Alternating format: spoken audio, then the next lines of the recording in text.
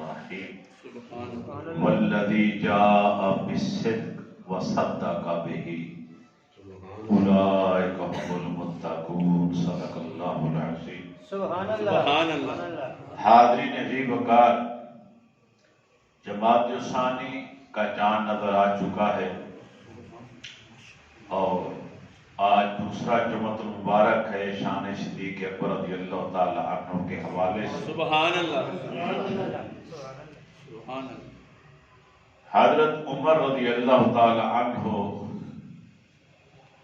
فرمایا کرتے تھے کہ ابو بکر سیدنا و خیرنا سبحان اللہ۔ و احبنا الی رسول اللہ صلی اللہ علیہ وآلہ وسلم۔ سبحان اللہ۔ کہ حضرت ابو بکر صدیق رضی اللہ تعالی عنہ ہمارے سردار ہیں، ہم میں سے سب سے بہتر ہیں اور نبی کریم علیہ الصلوۃ والتسلیم کے نزدیک ہم میں سے سب سے زیادہ محبوب اور پیارے۔ سبحان اللہ۔ تو جو عقیدہ حضرت عمر رضی اللہ تعالی عنہ کا ہے وہی اہل سنت کا ہے۔ سبحان اللہ۔ ہمارا بھی یہی عقیدہ ہے کہ حضرت ابو بکر صدیق رضی اللہ تعالی عنہ ہمارے سردار ہیں اور امت مصطفیٰ میں سب سے افضل اور اعلیٰ۔ سبحان اللہ۔ اللہ کے نزدیک بھی آپ کا مقام اور مرتبہ ہے اور نبی علیہ السلام کی بارگاہ میں بھی آپ کا مقام اور مرتبہ ہے۔ سبحان اللہ۔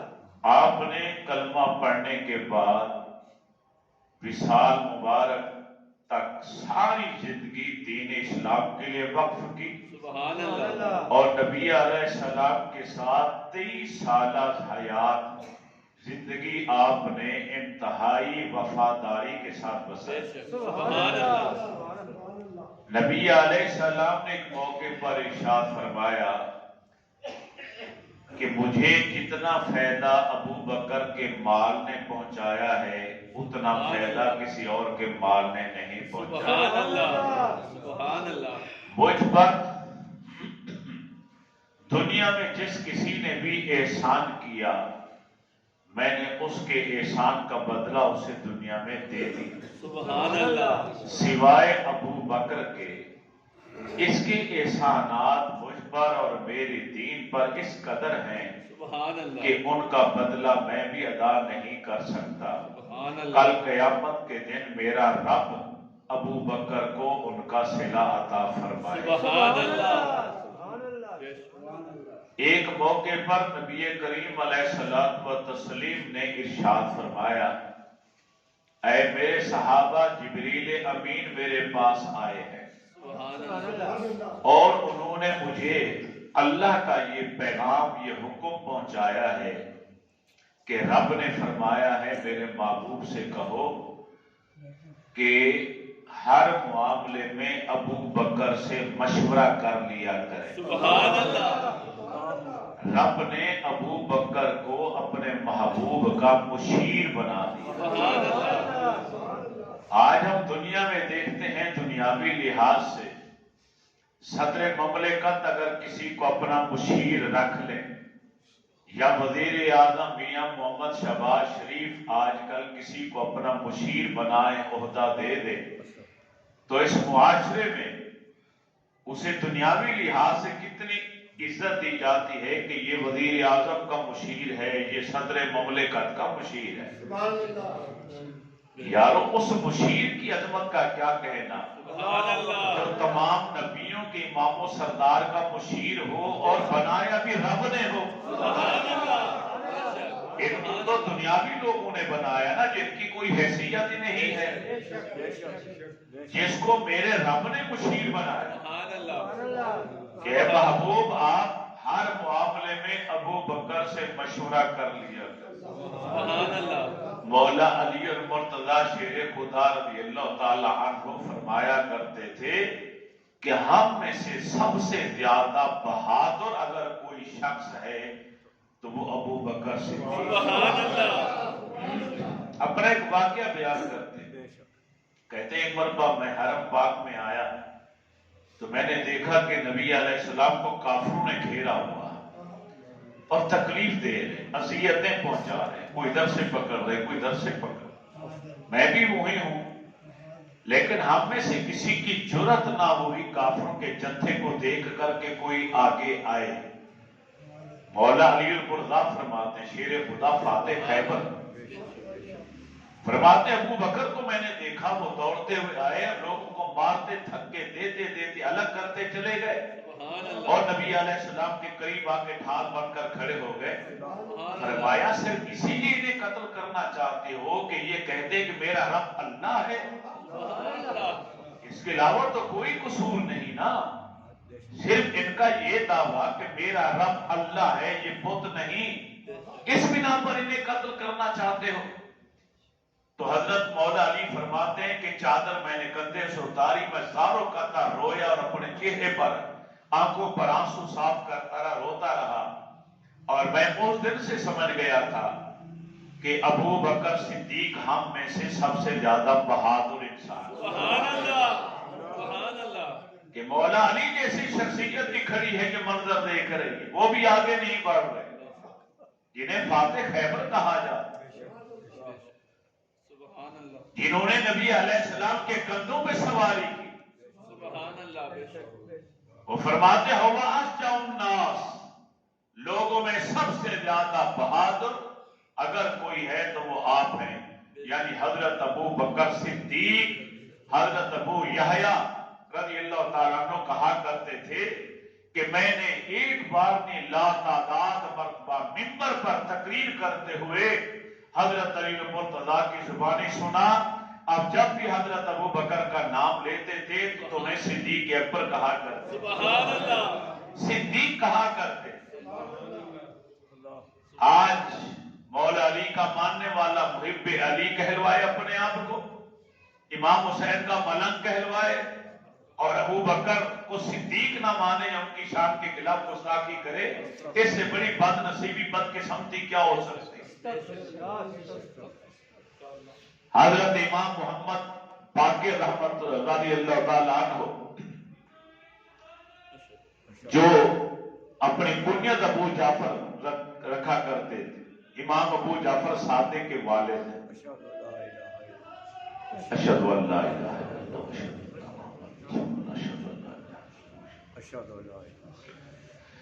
امام محمد باقر یہ والد ہیں امام جعفر صادق،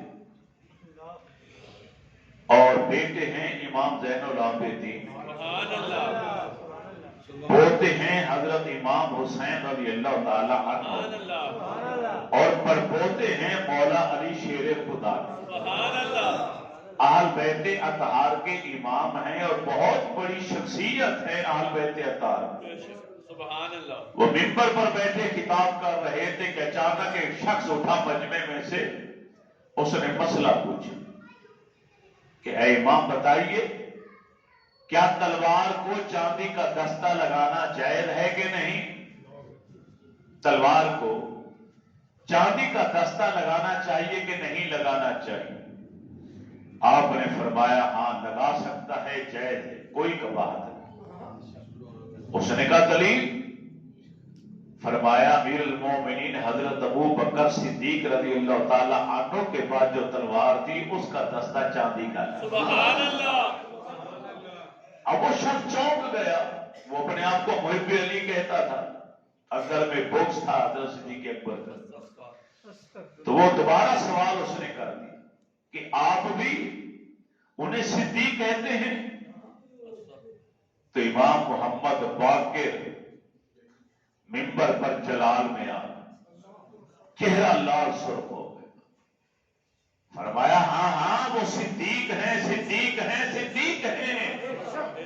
ارے جو ابو بکر وہ صدیق نہ مانے، اللہ اس کے کسی قول و فعل کی تصدیق نہ دنیا میں کرتا ہے نہ آخرت میں کرے گا۔ اہل بیت اطہار کی عظیم المرتبت شخصیت نے یہ فرمایا۔ سبحان اللہ، اب اگر اہل بیت اطہار سے مجھے عقیدت ہے، محبت ہے، تو مجھے حضرت ابو بکر کی صدیقیت کو ماننا پڑے، سبحان اللہ، سبحان اللہ، کیونکہ ان کا صحابی ہونا، ان کی صدیقیت قرآن سے ثابت ہے۔ والذی جاء بصدق وصدق بہ،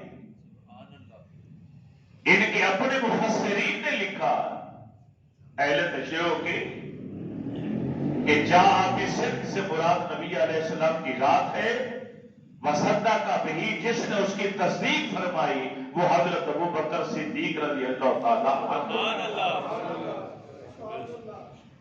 ام المومنین حضرت عائشہ صدیقہ عفیفہ رضی اللہ تعالیٰ عنہ فرماتی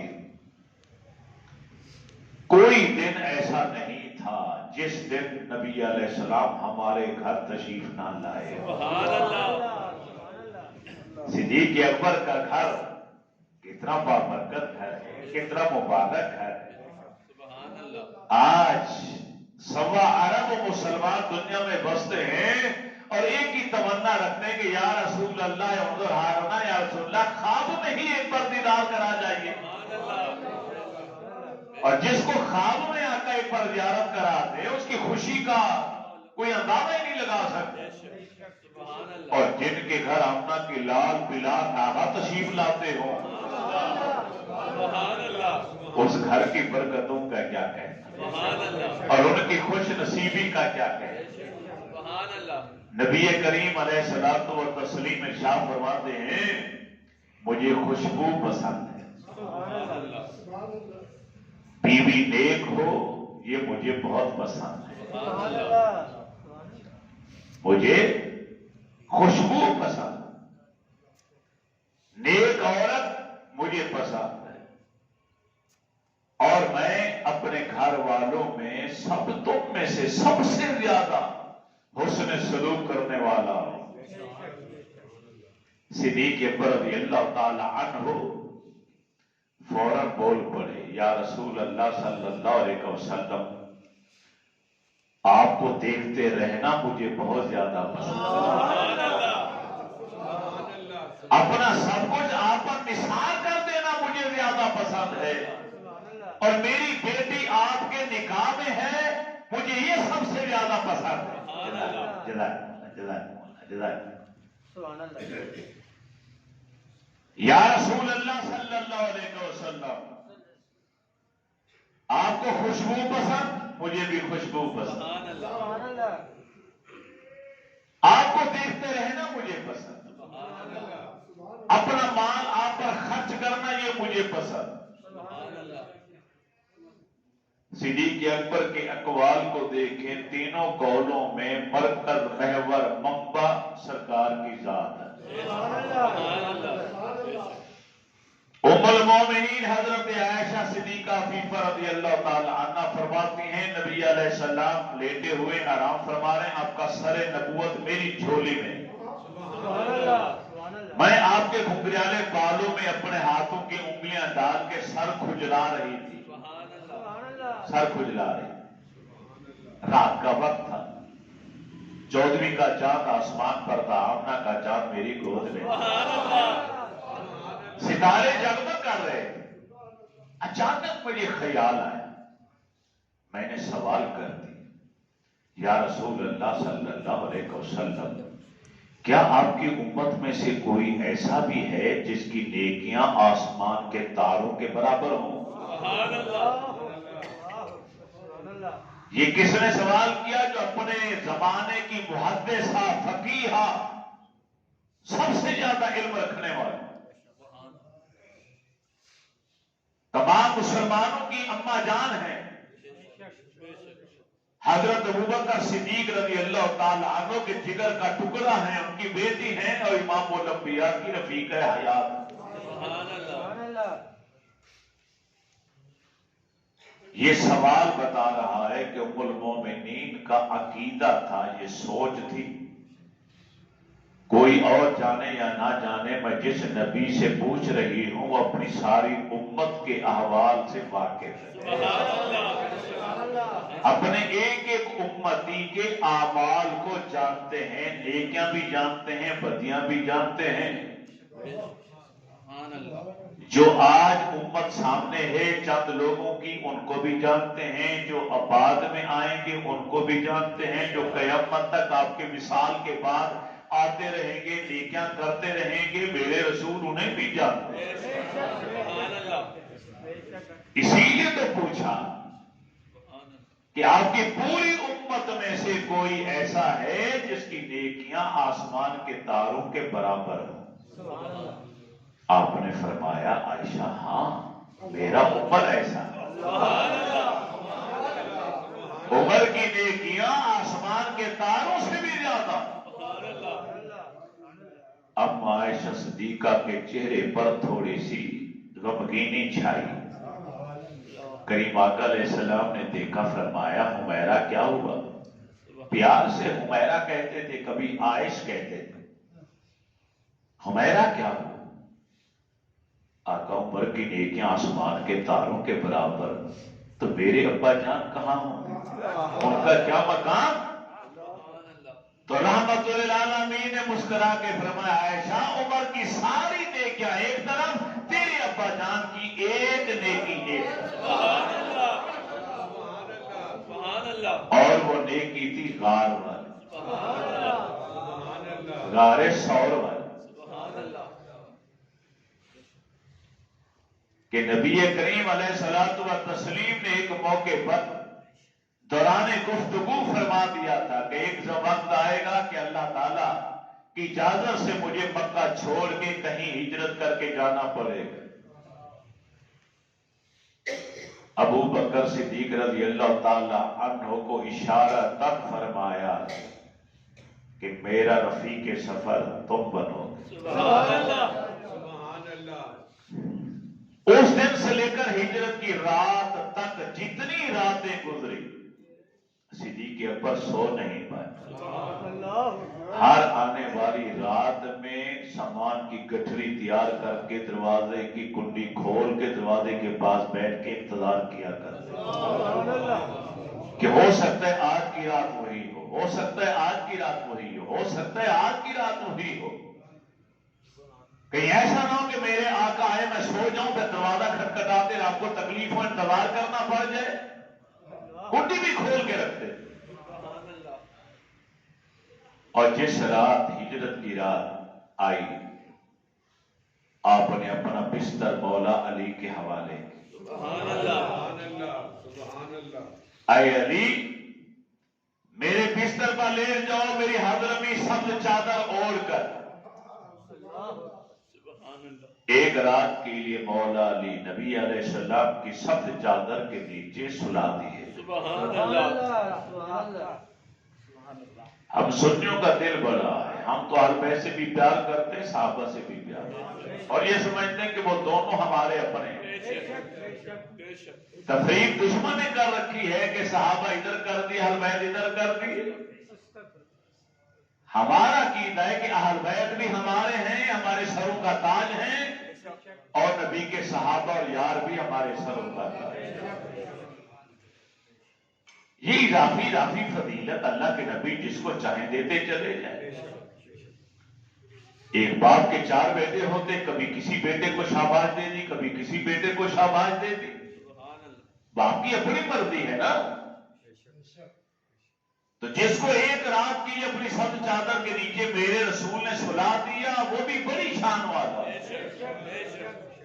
اور جن کو قیامت تک کے لیے سبز گنبد کے نیچے اپنے پاس بلا لیا۔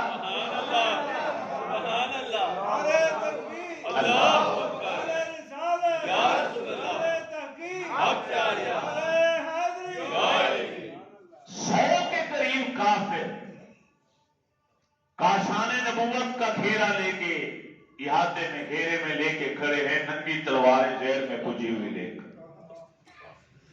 ابو جہل ان کی سربراہی کر رہا ہے، ہر قبیلے سے 5 افراد لیے گئے تاکہ بنو ہاشم اگر قتل کا بدلہ لینا چاہیں تو کسی ایک قبیلے سے نہ لیں۔ اب 100 افراد مختلف قبائل سے کس کس قبیلے سے جنگ کریں گے؟ نبی کریم علیہ الصلوۃ والتسلیم نے علی کو اپنے بستر پر سلایا اور امانتیں کافروں کی دشمنوں کی آپ کے حوالے کی۔ سبحان اللہ فرمایا اے علی صبح اٹھ کر یہ امان دے فلاں فلاں کافر کے گھر میں پہنچا کر پھر ہمارے پاس چلے آنا۔ مولا علی فرماتے ہیں مجھے یقین 100% سے بھی زیادہ ہو گیا کہ موت کسی اور رات تو آ سکتی ہے، لیکن آج کی رات موت میرے قریب بھی نہیں آ سکتی، کیونکہ نبی غیب دان نے مجھے بتا دیا ہے کہ صبح اٹھ کر امانتے لوگوں کے گھروں میں پہنچانا پھر ہمارے پاس چلے آنا۔ یہ غیبی خبر ہے کہ آج مجھے کچھ نہیں ہو سکتا۔ میں انشاءاللہ صبح اٹھوں گا اور سلامتی کے ساتھ اٹھ کے یہ امانتے لوگوں کے گھروں میں پہنچاؤں گا اور اپنے پیارے محبوب کے پاس چلا جاؤں گا۔ یہ غیب کی خبر بھی اس پیغام کے اندر پوشیدہ تھی۔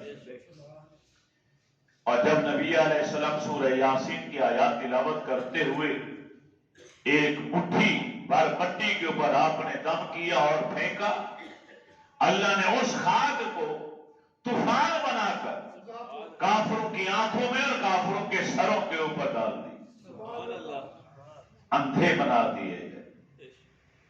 کریم آقا علیہ السلام سورہ یاسین کی تلاوت کرتے ہوئے کاشان نبوت کا دروازہ کھولا اور ان کافروں کے درمیان سے گزرتے انہیں دھکے دیتے ہوئے راستہ بناتے ہوئے جا رہے ہیں،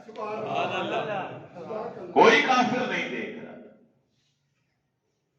یہ اس انتظار میں ہے کہ سب چادر کے نیچے سونے والا سو رہا ہے، یہ اللہ کا نبی ہوگا، صبح اٹھیں گے بعد اللہ ہم حملہ کر دیں۔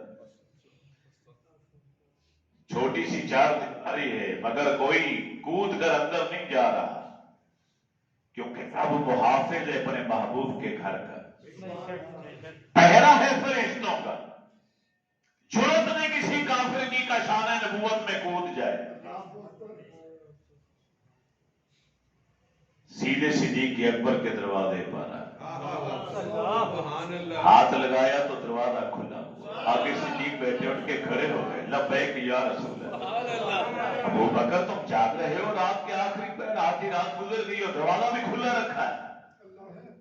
آقا آج سے نہیں جاگ رہا، اس دن سے جاگو جس دن آپ نے اشارہ تک فرمایا تھا کہ ہم نے ہجرت کرنی ہے اور تم میرے رفیق سفر بنو گے۔ میں اس امید پر ہر آنے والی رات کو ہجرت کی رات سمجھتا ہوں۔ یہ 2 اونٹنیاں میں نے اس دن سے لے کے رکھی ہوئی ہیں، ببول کے پتے انہیں کھلا رہا ہوں تاکہ یہ لمبا سفر بھی کرنا چاہیں تو کر پائیں۔ ایک پہ نبی علیہ السلام کی سواری بنی ایک اونٹنی، ایک پر صدیق اکبر سوار ہونے لگے۔ بیٹی حضرت اسماء رضی اللہ تعالی عنہا نے فوری طور پہ تازہ کھانا تیار کیا، جلد بازی میں کھانے کے برتن کو بند کرنا چاہا تو ڈھکا نہیں ملا، اپنی چادر دوپٹہ اتارا، اس کے 2 ٹکڑے کر کے اس کے منہ کو بند کر دیا۔ نبی علیہ السلام نے ذات النطاقین کا لقب عطا فرمایا، کمربند کے 2 حصے کیے، سرکار تو عالم صلی اللہ علیہ وسلم کی طرف سے ذات النطاقین، باپ ہے ثانی اسنین اور بیٹی ہے ذات النطاقین، اور روانہ ہوئے جبل ثور کی طرف۔ اچھا، روانہ ہونے سے پہلے جب صدیق اکبر نے سواری پیش کی تو اللہ کے نبی مسکرا کے فرماتے ہیں کہ میں اس سواری پر نہیں بیٹھوں گا کہ جو سواری میری ہے ہی نہیں، میں تو پیسے دوں گا، اس کی قیمت طے کرو پھر بیٹھو۔ صدیق اکبر رضی اللہ تعالیٰ عنہ رو پڑے، عرض کرتے آقا میں اور میرا مال سب کچھ آپ کا، میں بھی آپ کا ہوں، میرا مال بھی آپ کا۔ جب ایمان لائے تو 40,000 درہم و دینار کے مالک تھے، آج ہجرت کر کے مدینے کی طرف جا رہے ہیں تو صرف 5,000 باقی ہے، 35,000 درہم و دینار نبی علیہ السلام کی خدمت میں مسلمانوں پر غلاموں کو آزاد کرنے پر، سخاوت کرنے پر خرچ کر دیا۔ حضرت بلال حبشی رضی اللہ تعالیٰ عنہ، حضرت عامر بن فہیرہ رضی اللہ تعالیٰ عنہ، حضرت ابو فقیر رضی اللہ تعالیٰ عنہ، ام عبیس رضی اللہ تعالیٰ عنہ، لبینہ رضی اللہ تعالیٰ عنہ، زنیرہ رضی اللہ تعالی عنہا جیسی شخصیات غلاموں کو آزاد کیا اور اسلام کے نام پہ انہیں چھوڑ دی، سبحان اللہ، خرید آزاد کر۔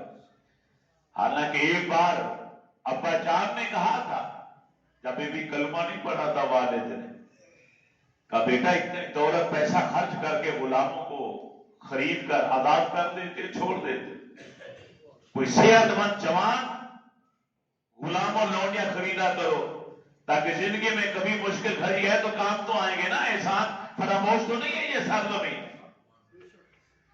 اب بوڑھے ضعیف اور کمزور لوگوں کو خریدتے ہیں، آزاد کر دیتے ہیں۔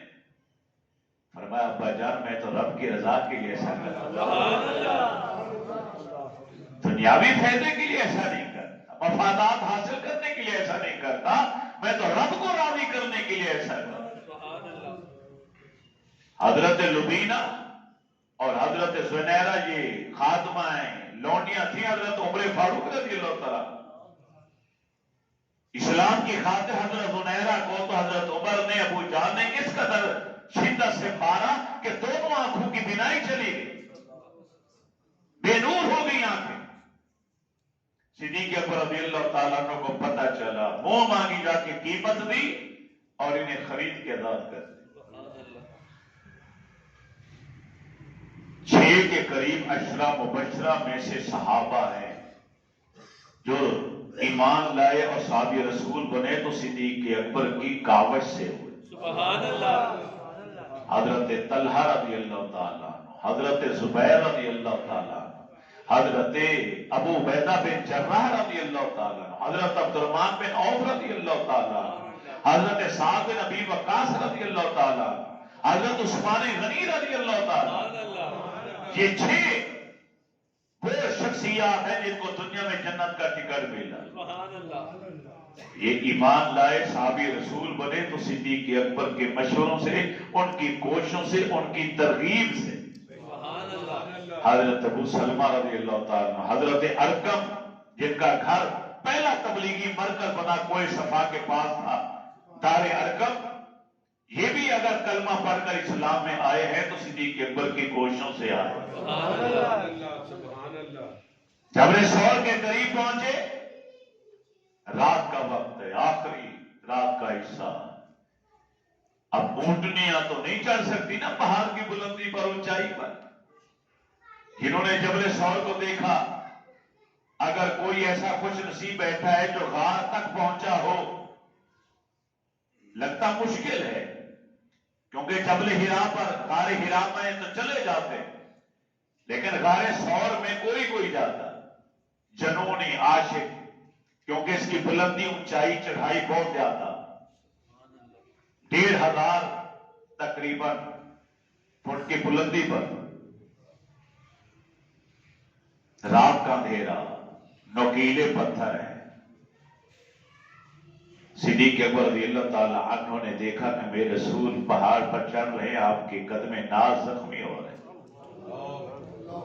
اور کہتے یا رسول اللہ سوار ہو جائیے۔ آقا نے فرمایا ابو بکر یہاں سواری تو ہے نہیں، کس پہ سوار ہوں؟ تو جھک گئے۔ آقا آج ابو بکر کو سواری بنا لی۔ تم کہتے ہو کہ خلافت صدیق اکبر لے کے چلے گئے؟ ارے میں نے تو ہجرت کی راہ دیکھا، وہ نبوت کو لے کر جا رہے، تم خلافت کا رونا رو رہے ہو۔ وہ تو نبوت کو اٹھا کر لے کر جا رہے اپنے شانوں پر، نبوت کا وزن، بوجھ۔ مکہ فتح ہوا، اللہ کے گھر کو بتوں سے پاک میرے نبی نے کیا تو ایک بت اونچائی پہ رہ گئے۔ میرے نبی نے فرمایا علی ادھر آؤ، ہمارے کندھوں پر سوار ہو کر یہ اوپر والا بت گراؤ، ہمارا ہاتھ نہیں پہنچ رہا۔ مولا علی مسکرائے، یا رسول اللہ یہ رات میری سمجھ میں نہیں آتا، ایک طرف انگلی کا اشارہ کرتے تو چاند کو 2 ٹکڑے کر دیتے، اور ایک طرف فرماتے کہ یہاں تک ہاتھ نہیں پہنچتا۔ فرمایا علی تم باتیں اچھی کر لیتے لیکن باتیں نہ کرو، یہ ٹائم باتوں کا نہیں، آؤ میرے نبوت والے کندھوں پر چڑھ کر یہ بت گراؤ۔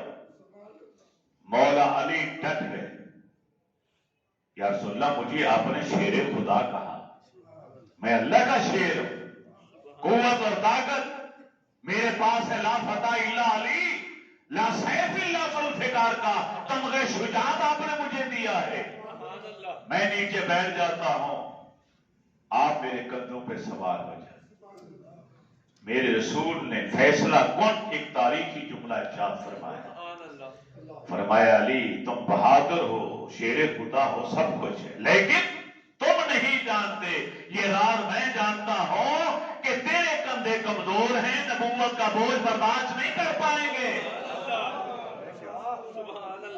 تم یہاں فیصلے کرو گے زمین پر، فیصلہ تو میرے نبی نے کر دیا، اے علی تیرے کندھے کمزور ہیں، نبوت کا بوجھ اٹھا نہیں سکتے، اور ہجرت کی رات ابو بکر صدیق کے کندھوں پر میرے رسول سوار ہو کر جا رہے ہیں۔ یہ عملی طور پر پریکٹیکل کر کے بتا دیا، میرے بعد میرا مسلح اسی کو دینا جو نبوت کا بوجھ اٹھا سکتا ہے۔ پہلا خلیفہ ابو بکر صدیق بنے، جس نے نبی کی حیات ظاہری میں ایک نہیں 17 نمازیں پڑھائی ہیں۔ صرف زبانی آپ نے ارشاد نہیں فرمایا، اپنی حیات ظاہری میں صدیق اکبر کو اپنے مسلح پر کھڑا کرایا اور نمازیں پڑھوائی۔ 17 نمازیں صدیق اکبر میں میرے رسول کی حیات ظاہری میں آپ نے مسلح پہ کھڑے ہو کے پڑھائے۔ سبحان اللہ، سبحان اللہ۔ نبوت کا بوجھ کندھوں پر، رات کا اندھیرا ہے، سبحان اللہ۔ نوکیلے پتھر ہیں، پنجوں کے بل چل رہے ہیں۔ ابو قحافہ کا بیٹا، عمر بھی کافی ہو چکی، قربان جاؤں صدیق اکبر کے عشق پر اور جنون پر، سبحان اللہ، سیدھا غار ثور تک لے گئے۔ کوئی بھی آج کا جوان آدمی بھی دل کے اجالے میں چڑھنا چاہے تو کئی بار اپنے سانسیں درست کرنے کے لیے اسے بیٹھنا پڑتا، پانی پینا پڑتا، سانسیں درست کرنا پڑتی، لیکن ابو بکر صدیق غار تک لے اور وہاں تمام محدثین نے لکھا، مفسرین نے لکھا، سیرت نگاروں نے لکھا کہ عشق کا تقاضا کیا تھا۔ ہر جگہ نبی پہلے، صدیق بعد میں، یہاں صدیق کے اکبر عرض کرتے ہیں آقا نہیں، آج ترتیب بدلنی پڑے گی، آج پہلے میں جاؤں گا پھر آپ آئیں۔ کیوں؟ یہ غار کافی عرصے سے ویران پڑا ہے، ہو سکتا ہے کوئی موذی جانور بیٹھا ہو، آپ جائیں گے آپ کو ڈسے گا، امت کا کیا بنے گا؟ میں جاؤں گا مجھے ڈسے گا تو ایک ابو بکر ہی جائے گا نا، میرے محبوب تو بچ جائیں گے۔ میرے رسول نے اجازت دی، اندر گئے، جا کے اپنی چادر جو کندھے پہ تھی اس سے پوری غار کے آدھے کو صاف کیا۔ آدمی سیدھا کھڑا بھی نہیں ہو سکتا، مکمل سیدھا لیٹ بھی نہیں سکتا، بیٹھ کے ٹانگیں سیدھی کر سکتا۔ جب غار صاف ہو گئی، جھاڑو دے دیا، اطمینان ہو گیا، عرض کرتے انزل یا رسول اللہ، محبوب آئیے تشریف لے آئے۔ اب یہاں تک سفر ہوا، نہ تھکاوٹ ہوئی نہ پیاس لگی، جو ہی اندر غار کے اندر داخل ہوئے تو میرے نبی کی زبان پر ہے ابو بکر تھکاوٹ محسوس ہوئی، آرام کرنے کو جی چاہتا، اور ابو بکر صدیق کی زبان پر ہے آقا پیاس بڑی لگی۔ کوئی صدیق اکبر سے پوچھے، رات کا وقت ہے، پہاڑ کی چوٹی ہے، اللہ کے نبی کو کندھوں پر اٹھا کر تم لے کر آئے، سارا راستہ تم نے طے کیا، تمہیں یقین ہے کہ کہیں راستے میں پانی نہیں تھا، پہاڑ کی چوٹی پر پانی نہیں، کہیں نام و نشان نہیں پانی کا، ساتھ لے کر بھی نہیں آئے، پھر پانی کیوں مانگ رہے ہو، پھر پیاس پیاس کیوں کر رہے ہو؟ صدیق اکبر کا یہ سوال اپنا عقیدہ ظاہر کرتا ہے، ارے دنیا والوں، اگرچہ پہاڑ ہے، اگرچہ کی بلندی چوٹی ہے، پانی نہیں ہے میں جانتا ہوں، لیکن میرا عقیدہ یہ ہے جن کے ساتھ آیا ہو وہ چاہے تو پانی یہاں بھی پیدا کر دے۔ نعرہ تکبیر، نعرہ رسالت، نعرہ حیدری، نعرہ حیدری۔ جن کو اللہ نے مختار بنا کر بھیجا، اختیارات دے کر بھیجا، میں تو ان کے ساتھ آیا ہوں۔ میرا عقیدہ ہے کہ میں جس نبی کو لے کر آیا ہوں وہ اگر چاہیں تو پانی جنت کا یہی مل سکتا ہے، دنیا سے بات کی نہیں۔ سبحان اللہ، سبحان اللہ۔ میرے رسول نے یہ نہیں فرمایا ابو بکر میرے پاس تو رب نے مجھے اختیار ہی کوئی نہیں دیا، پہاڑ کی چوٹی ہے، نوکیلے پتھر ہیں، کہ پہاڑ کے اندر پانی کہاں سے لاؤں میں؟ نہیں، یہ نہیں فرمایا۔ ادھر غلام نے کہا اللہ پیاس لگی ہے، ادھر میرے رسول رحمت نے فرمایا اذهب الى صدر الغار فاشرب۔ ابو بکر ذرا پیچھے مڑ کر دے، غار کے درمیان میں پانی کا انتظام ہو چکا، پی لے پانی۔ زیدی دیر پر پیچھے مڑ کر دیکھتے ہیں تو پانی۔ فرماتے ہیں فانطلقت فشربت الماء، میں پانی کے پاس آیا اور میں نے پانی پینا شروع کر دیا۔ احلا من العسل سبحان اللہ، وابیض من اللبن سبحان اللہ، سبحان اللہ، وازکى رائحة من المسک۔ سبحان اللہ، وہ پانی کیا تھا؟ شہ سے زیادہ میٹھا، سبحان اللہ، دودھ سے زیادہ سفید تھا، ارے مشک و عنبر سے زیادہ خوشبودار تھا۔ اور میں نے پانی پیا، آقا نے فرمایا اور پی اور پی اور پی۔ میں نے کیا کہا تو انگلیوں کے پوروں سے نکلنا شروع ہو جائے گا۔ فرمایا واپس آئے، واپس آئے۔ جب بیٹھے تو اللہ کے نبی نے فرمایا ابو بکر جانتے ہو یہ پانی کہاں سے آیا؟ یا رسول اللہ نہیں۔ فرمایا جب تم نے پیاس کا کہا اسی لمحے میرے رب نے جنت کے نہروں کا جو صدر فرشتہ اسے حکم دیا کہ جنت کی حوض کوثر سے پانی کی نہر نکال اور جبل شور کی غار کے تہانے تک پہنچا۔ میرے یار کا یار ہے، اسے پیاس لگی ہے، جنتی پانی پہنچا ہوا۔ صدیق اکبر رو پڑے، عرض کرتے آقا کیا رب کی بارگاہ میں میرا اتنا مقام ہے؟ فرمایا نام وہ افضل، ہاں ہاں بلکہ اس سے بھی زیادہ۔ اب چونک یا سننا اس سے بھی زیادہ؟ فرمایا ہاں والذی بعثنی بالحق نبیا، مجھے قسم ہے اس ذات کی جس نے مجھے نبی بنا کر بھیجا ہے، لا يدخل جنت مبغض کا ولو کان له عمل 70 نبیا، اگرچہ کوئی شخص 70 نبیوں کے اعمال کے برابر عمل بھی اپنے پاس رکھ لے، اگر اس کے سینے میں تیرا بغض ہوگا وہ جنت میں داخل نہیں ہو سکتا۔ لا يدخل الجنت مبغض کا، تجھ سے بغض رکھنے والا، تجھ سے دشمنی رکھنے والا، تیری شان میں گستاخی کرنے والا جنت میں کبھی نہیں جا سکتا۔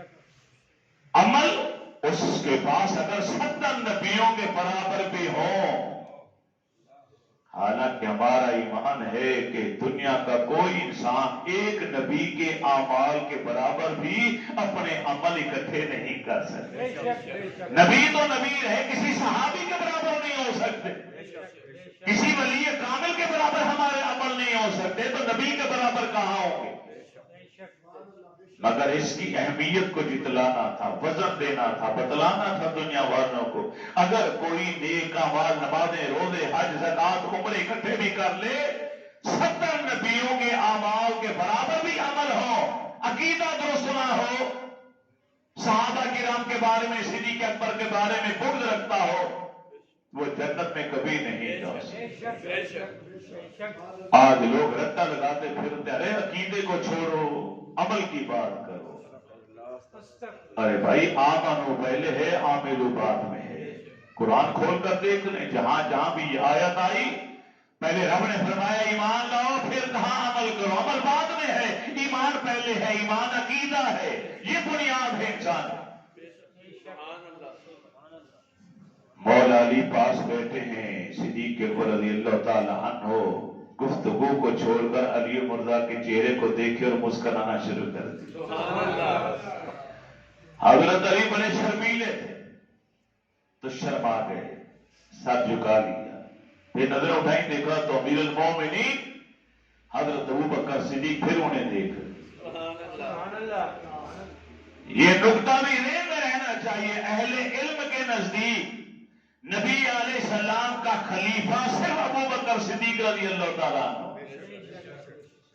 صدیق اکبر رضی اللہ تعالیٰ عنہ کے خلیفہ حضرت عمر ہیں، حضرت عمر کے خلیفہ حضرت عثمان ہیں، حضرت عثمان غنی کے خلیفہ مولا علی ہیں۔ یہ ترتیب بھی اہل سنت کو اپنے ذہنوں میں رکھنی چاہیے۔ یہ چاروں کے چاروں میرے رسول کے خلیفہ نہیں ہیں۔ میرے نبی کے خلافت اور خلیفہ کوئی نائب ہے تو وہ صرف ابوبکر صدیق رضی اللہ تعالیٰ عنہ ہے، جس کو آپ نے اپنی حیات ظاہری میں اپنے مسلح پر کھڑا کیا اور اپنا نائب بنایا، وہی خلیفہ ہیں میرے رسول کے۔ سبحان اللہ،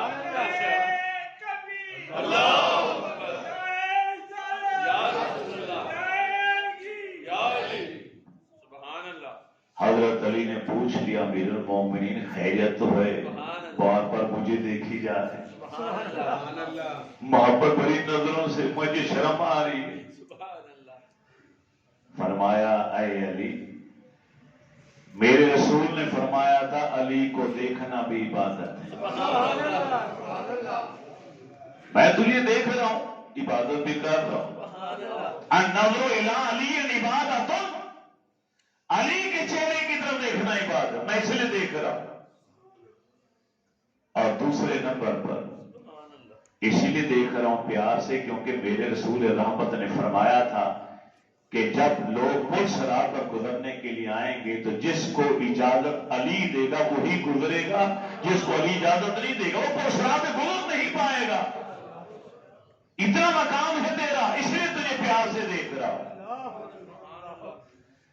مولا علی شیر خدا فرماتے ہیں، امیر المومنین اللہ کے نبی نے اسی وقت ایک جملہ اور ارشاد فرمایا۔ اب صدیق اکبر تو خاموش ہو گئے، اب لوگ بیٹھے ہیں، اب مولا علی گویا۔ امیر المومنین نبی علیہ السلام نے جہاں یہ فرمایا کہ پل صراط سے گزرنے کے لیے میرا علی اجازت دے گا تو کوئی گزر پائے گا ورنہ نہیں، وہیں پر رک کر میرے نبی نے مجھے مخاطب کر کے کہا تھا، اے علی خیال کرنا، دھیان رکھنا، خبردار کسی ایسے شخص کو پل صراط سے گزرنے کی اجازت نہ دینا جو میرے صدیق سے بغض رکھتا ہو۔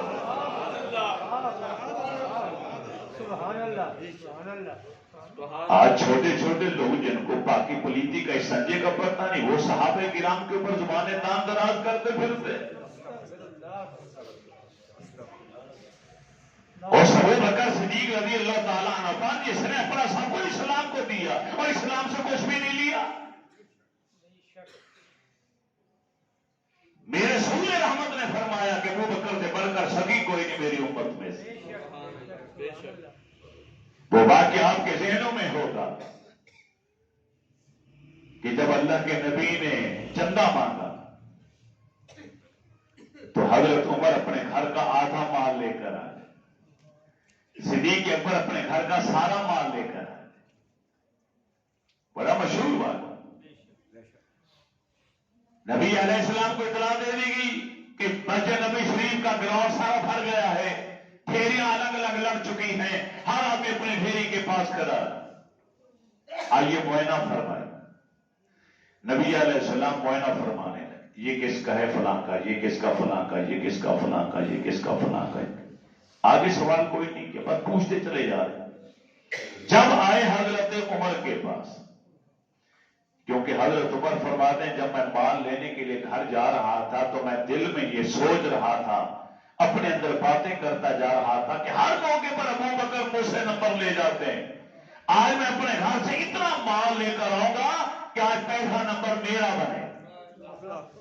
اس لیے اللہ کے نبی وہاں ٹھہرے، فرمایا یہ ڈھیری کس کی ہے؟ عمر کی۔ آپ نے فرمایا عمر کتنا مال لے کر آئے ہو؟ ماں اب قیدا لأہلک یا عمر، اے عمر بتاؤ اپنے گھر والوں کے لیے کتنا مال باقی رکھ کر آئے ہو؟ حضرت عمر عرض کرتے آقا مثلہ ہو، جتنا لے کر آیا ہوں اتنا بیوی بچوں کے لیے گھر پر چھوڑ کر آیا ہوں، آدھا لے کر آیا ہوں اور آدھا بس آگے بڑھے۔ اگلی ڈھیری تھی صدیق اکبر رضی اللہ تعالیٰ، سبحان اللہ، وہ مال خود بتا رہا تھا میں کس کا مال۔ امام الانبیاء مسکرا کر پوچھتے یہ کون لایا؟ ابو بکر صدیق لائے، کیونکہ عمر نے سوچا تھا جاتے ہوئے کہ آج میں نے پہلا نمبر لینا ہے، اس لیے ضروری تھا عمر سے پوچھا گیا کتنا گھر والوں کے لیے چھوڑ کر آئے ہو، کتنا لے کر آئے ہو، اور یہی بات سارے عام صدیق سے بھی پوچھنا ضروری تھی۔ اے ابو بکر ما اب قیدا لأہلک یا ابا بکر، اے ابو بکر اپنے گھر والوں کے لیے کتنا مال چھوڑ کر آئے ہو؟ ابو بکر صدیق ہاتھ جوڑ کے عرض کرتے ہیں فدا کا امی و ابی، میرے ماں باپ آپ پر قربان ہیں، اب قیدت لہم اللہ و رسولہ، میں اپنے گھر والوں کے لیے اللہ اور اس کے رسول کو چھوڑ کے آ رہا ہوں۔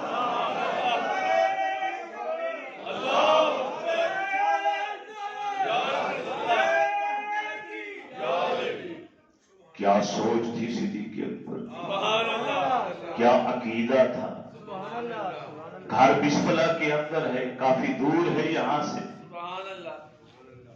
مدینہ طیبہ میں بھی کافی گھر دور ہے، مکہ میں بھی دور تھا، یہاں پر بھی دور ہے مدینہ طیبہ، اور اللہ کے نبی سامنے بیٹھے ہیں اور اللہ کے نبی سے بات کر رہے ہیں کہ یا رسول اللہ میں اپنے گھر اللہ اور اس کے رسول کو چھوڑ کے آ رہا ہوں۔ نظریہ کیا تھا کہ میرے رسول یہاں پر بھی ہیں وہاں پر بھی ہیں،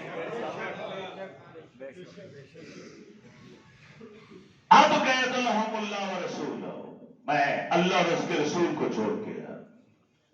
کلندر لاہوری نے کہا تھا پروانے کو چراغ تو بلبل کو پھول، بس صدیق کے لیے ہے خدا کا رسول بس۔ مولانا صدیق اکبر، مولانا صدیق اکبر، مولانا صدیق اکبر، مولانا صدیق اکبر رضی اللہ تعالی عنہ، رضی اللہ تعالی عنہ، نبیوں کے بعد سب سے برتر رضی اللہ تعالی عنہ، مولانا صدیق اکبر رضی اللہ تعالی عنہ، یار کے نام پہ مرنے والا، یار کے نام پہ مرنے والا، آواز گونجنی چاہیے سارے مل کے کہ بہر والے بھی، یار کے نام پہ مرنے والا، یار کے نام پہ مرنے والا، سب کچھ صدقے کرنے والا، سب کچھ صدقے کرنے والا، سب کچھ ہے یہ خاطر دلبر رضی اللہ تعالی عنہ، مولانا صدیق اکبر رضی اللہ تعالی عنہ، دیکھیے تو وہ غار کا منظر، دیکھیے تو وہ غار کا منظر، کون بیٹھا ہے گود میں لے کر، کون بیٹھا ہے گود میں لے کر، سرور دو عالم کا سر اطہر رضی اللہ تعالی عنہ، مولانا صدیق اکبر رضی اللہ تعالی عنہ۔ 3 دن اور 3 راتیں میرے رسول نے صدیق کو اپنے ساتھ غار ثور کے اندر رکھا۔ جب گھر سے نکلے ذرا کان کھول کے میرا یہ جملہ سننا ہے اور جواب دینا ہے۔ اب توجہ ادھر ادھر نہ جائے، اہم بات کرنے لگا۔ جب کاشان مبارک سے نکلے تو باہر 100 کافر ننگی زیر میں بجھی تلواریں لے کر قتل کرنے کے اٹل ارادے سے کھڑے۔ میرے رسول نہیں ڈرے۔ مولا علی نے عرض کیا یا رسول اللہ مارنے والے آ گئے، فرمایا ڈرو نہیں، بچانے والا پہلے ہی سے ہمارے ساتھ۔ مارنے والے تو ہی آئے ہیں، بچانے والا پہلے ہی ہمارے ساتھ ہے۔ اے ابو بکر بولو ان دو آدمیوں کی قسمت کا کیا کہنا جن کے ساتھ تیسرا ان کا اللہ ہے۔ یہ جملہ اپنے شاپ پر میرے رسول بلا خوف و خطر ان کو چیرتے ہوئے دھکے دیتے ہوئے ان کے درمیان سے نکلے۔ راستے میں سراقہ بن مالک مدینہ طیبہ جاتے ہوئے جب وہ 100 اونٹوں کے انعام کے لالچ میں تعاقب کرتا ہوا آپ تک پہنچا، قریب پہنچا، وہ خود کہتے ہیں کہ میرے کانوں میں آواز آئی اللہ کے نبی سواری پر بیٹھے تھے اور قرآن کی تلاوت کر رہے تھے۔ میں سمجھ گیا کہ میں قریب پہنچ گیا۔ جو ہی سامنے آئے صدیق اکبر نے دیکھا یا رسول اللہ کافر آیا۔ میرے نبی نے ایسے دیکھا تو گھوڑا یہاں تک زمین میں چلا گیا، دھس گیا، گھوڑا گرا، وہ طرف کے سراقہ بن مالک بھی وہاں جا کے گرا، پھر اٹھا، گھوڑا بھی باہر نکلا۔ 3 بار کوشش کی، 3 بار ایسا ہو، ہر بار فال نکالتا تھا ترکش سے تیر نکال کر تو فال الٹی نکلتی تھی۔ آخرکار ہاتھ جوڑ کے عرض کرتا ہے میں کسی کو نہیں بتاؤں گا، اس راستے پر کسی کو آنے نہیں دوں گا، وعدہ کرتا ہوں مجھے معاف کر دی۔ آپ نے فرمایا جاؤ، ہم نے معاف کی۔ وہ پھر بول کر مجھے امان نامہ لے کر دے دیجیے اپنے ہاتھوں سے، تاکہ جب آپ غالب آئیں تو مجھے کوئی مسلمان تکلیف نہ پہنچائے، نقصان نہ پہنچائے۔ آپ کا امان نامہ لکھا ہوا میرے پاس۔ میرے نبی نے فرمایا ابو بکر تم اسے اپنے ہاتھوں سے 2 لفظ لکھ کر دے دو چمڑے کے اوپر، تیری تحریر میری تحریر، تیری امان میری امان۔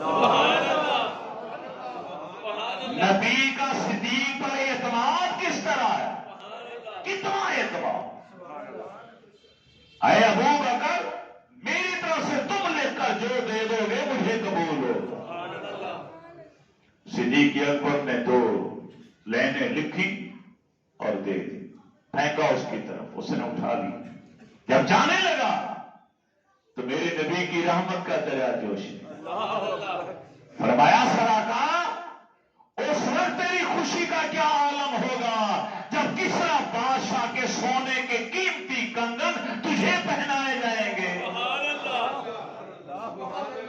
انعام کے لالچ میں آیا تھا، اب انعام کی خوشخبری سن کے جا۔ فرماتا میں نے جملے سنے چلا تھے،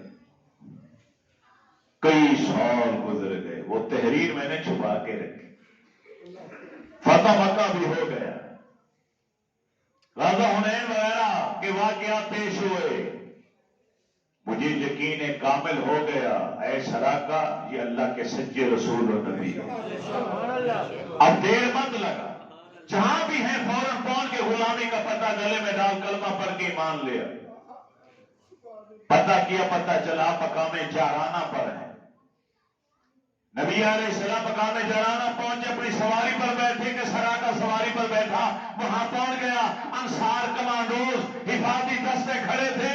سراقہ خود اپنا آنکھوں دیکھا بیان کرتا ہے میں اللہ کے نبی کی طرف بڑھ رہا تھا اور وہ انصار کے نوجوان اپنے نیزے میرے جسم میں چبھونے کی کوشش کرتے تھے، مگر میں نہیں رکا، وہ چبھوتے رہے نیزے، مگر میں نے کسی کی پرواہ نہیں۔ نبی علیہ السلام نے مجھے دیکھا، فرمایا اسے کچھ نہ تو آنے دو اسے، آپ کی کی مسکراہٹ بتا رہی تھی کہ کسریٰ کا آ نہیں رہا بلکہ لایا جا رہا. فوراً کلمہ پڑھا اور فوراً ایمان لے آیا، صحابی رسول بنا. نبی علیہ السلام کا وصال مبارک ہو گئے. صدیق اکبر رضی اللہ تعالیٰ عنہ کا دور آیا، آپ کا وصال مبارک ہو گیا. پھر حضرت عمر کے زمانے خلافت آیا. پھر شام اور ایران میں فتوحات ہوئی.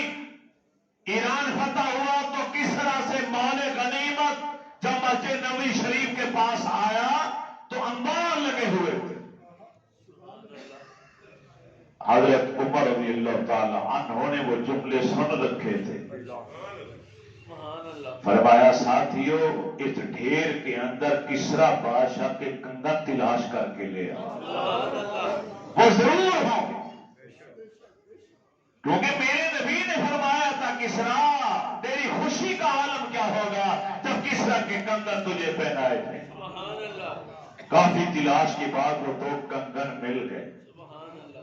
حضرت عمر نے کہا سراقہ کو لے کر آؤ.